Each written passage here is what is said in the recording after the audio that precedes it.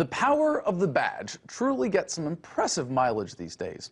Forget just going 60 in a 35 zone or running red lights. No, now you can kill people. Well, okay, all right. Might be sensationalist exaggeration there just a little bit. There's a little penalty of about 2 years in jail, but it seems like a bargain if you really need to off somebody, right?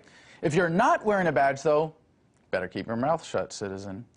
A lot of you have followed the story as we have of the BART cop, Bay Area Rapid Transit, Johannes Messerl in Oakland, California, who shot and detained and prostrate Oscar Grant in the back on New Year's Day in 2009.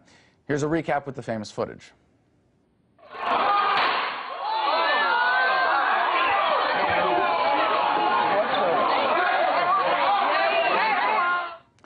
He was charged with second-degree murder but found guilty of only involuntary manslaughter.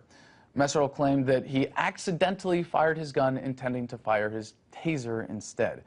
He was sentenced to a mere 2 years in prison, minus time served.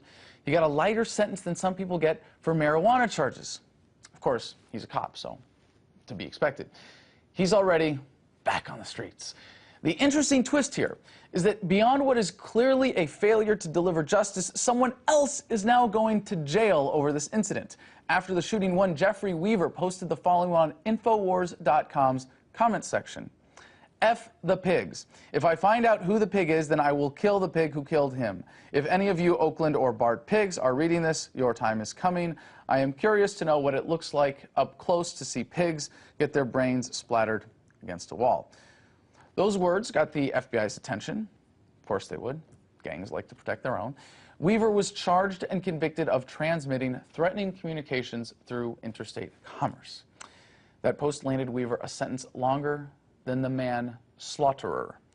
3 years in federal prison and 3 years probation. Your injustice system at work. Killers walk the streets, and people who write nasty comments on the internet go to federal prison. Of course, it should be mentioned that this was a gross violation of the First Amendment. If that was in question, it was settled when the Supreme Court declared in Brandenburg versus Ohio that the government could not constitutionally punish speech that generally advocates the use of force or lawlessness unless there is intent, imminence, and likelihood. The real lawlessness here lies with the government itself.